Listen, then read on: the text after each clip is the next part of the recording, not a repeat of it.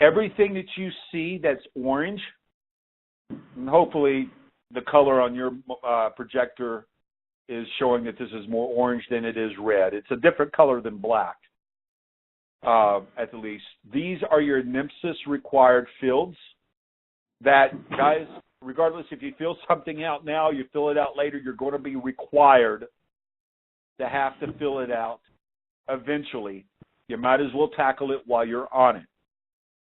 Over here on the right-hand side of the page is a letter V, and if you click that letter V, this is going to bring up a validation page where you can run the validation rules and see anything and everything that is required on that EPCR. From your standard closed call rules to anything that's V3, V2 related, as well as the national schematron rules. And you could click and go right to that particular page by clicking on any one of these, and it will take you right there to it.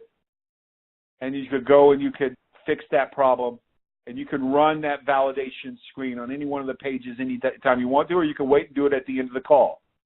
I believe if you're going in here and you're just doing the best you can, and you're just filling out everything out, you run the validation at the very end, you're just fine. You'll be just fine, and you won't have any problems. You'll be good to go. But you can hit that B anytime you want to on any one of these pages and bring up these validation rules if you have questions about them. You're also going to be able to get this page, this validation screen, by going to another couple of places I'll show you in just a few minutes. This is your response tab. This is kind of like details about the call. A lot of this information you would expect to be pulled in from the CAD system. So it would be necessary that you would have to fill these out on every single one. This is a lot of stuff also that the templates could potentially fill out for you as well. So there's a lot of value in that. You know, you've got also your times that are listed here too. Now, I am one of those that doesn't like my times and all kind of broken apart and on different tabs, because usually if I've got to put in my times, I've got a piece sheet of paper with all my times on it.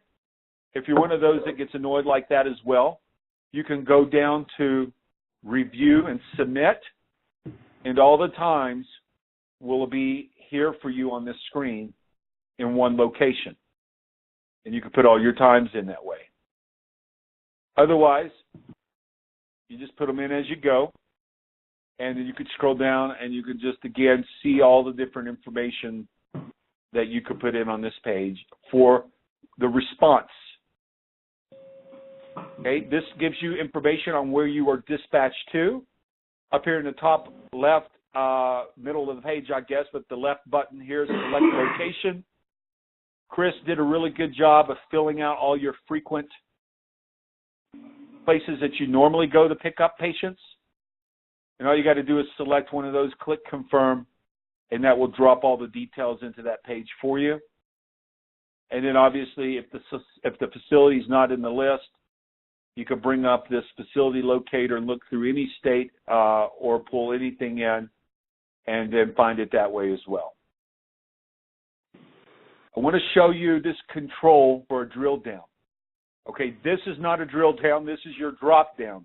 You guys are probably used to seeing these. Every piece of software in the world has a drop down where you could scroll down a big list. Then you've got something that we've built called the drill down, and if you click on that, it's going to bring up this screen that looks like this. Here you've got two categories up at the very top. Favorites, which we are on, and then you got one that's start. When I click start, it changes to it backs me out to the very beginning. When I go back to favorites, you can see there's some that are blue and there's some that are white. The blue one is a category. The white is like the endpoint. It's the value. When there's something that's blue, I can click on it and it's going to dive me into something deeper. And if I see another blue one, it will dive me into something deeper. And then finally, it will get me to the set of white values that I want, where I can select on that. And you'll see it show up here. You're done, you click to confirm, and that just kept me from having to scroll down to find the barn. That might be really helpful if you're in the back of a moving ambulance and you're trying to scroll down a list, and if you noticed the width of my screen, okay, it does change when I get to values that are larger than the width, and it could make it really difficult when I'm in the back of a moving ambulance. So that's why the drill down could be a favored, option there. Just pointing it out. Dispatch from, very, very simple, guys. You go up to set location, headquarters, station 2, wherever the case, click it, boom, this is where you were at when you got the call. Then you've got a scene tab, a vehicle tab, and an injury tab. I'll go back to these, spend a little bit more time. I'll start with the scene. If you are, obviously, it doesn't really, I guess, matter if it's a medical scene or if it's if it's a car accident or whatever the case. You could be or could not be the first unit on the scene. You get the use and the need for this section. But, like, if you don't have a vehicle involved, you wouldn't necessarily have to use this tab. Ignore it. Don't feel like you have to do something on every single tab in the system. Ignore the ones you don't need to use, and then pay attention to the ones that you do. If this patient was not injured, just sick, you'd never have a need to go over to the injury tab. So you could only have a few tabs that you're going to use and not have to use the other 3. Just understand you're not required to do something on a tab where it makes no sense to do something. Hopefully that makes sense. Go down to the patient. Demographics, this is self-explanatory. I don't need to tell you really what's on this page here. I will explain what these buttons are above, like the last name, because you'll have these all throughout the chart, and there'll be some. If you hover over the top of them, it tells you what they are. You could click on that button, and that would mark it non-applicable. The R, refused. I guess they refused to tell you their last name. Unable to complete for whatever reason. And if you select that, it's just going to gray that out for you. Rest of this should be self-explanatory. And if you ever want to know what it just the letters mean, you just hover over top of them and it tells you what it is. Contact tab, this is just their information. And then guess what? Under the incident where you actually went to and you were dispatched to, if that is the patient information, then you can go over to the contact and you can use incident location, and it's going to pull that same information down, keeps you from having to type it in there. It's pretty cool. Now, when you have a camera that is attached to your device, you're going to have a camera button that will allow you to take a snapshot of things like insurance cards, driver's licenses, and stuff that's pertinent. Maybe even, I even heard your chief talk about it yesterday, so I'll bring it up, like even maybe a picture of the incident or a picture of the car to show mechanism of injury. Whatever the case, whatever you need to do to support and put that documentation inside of your EPCR, all of those pictures, all of those things, anything that you take a picture of goes into an encrypted fashion, is stored inside of the EPCR, and you can later use it to either fill out more portions of the PCR or to support your documentation, such as a picture of the accident or whatever the case may be. If you have any questions or concerns about that, definitely talk to your chief. But he did bring it up, and I probably would do the same in that respect as well and use it for that fashion, especially if I've got somebody that doesn't realize that the patient doesn't look very hurt, but you should see the car that we had to cut them out of. And, that might change the doctor's mind. But that being said, feel free to use that. You're going to see a lot of attached files inside of here, and you're going to have a camera icon down here as well that will allow you to kind of snap a picture and be able to place it where it needs to go and use it for what it needs to go. I'll point those out in here as we go and what those are and what those are for. If you got an employer that's involved in this, you got your employment information here. A relative, same thing. And then you got your insurance page. This button down here, Add Common Insurance Company, Chris went through and filled out a whole list of different insurance agencies for you that you can go in and select and use, and then that would drop the information in. And he's got a lot more details he could put in here with them. That could fill out a lot more information as needed on this page.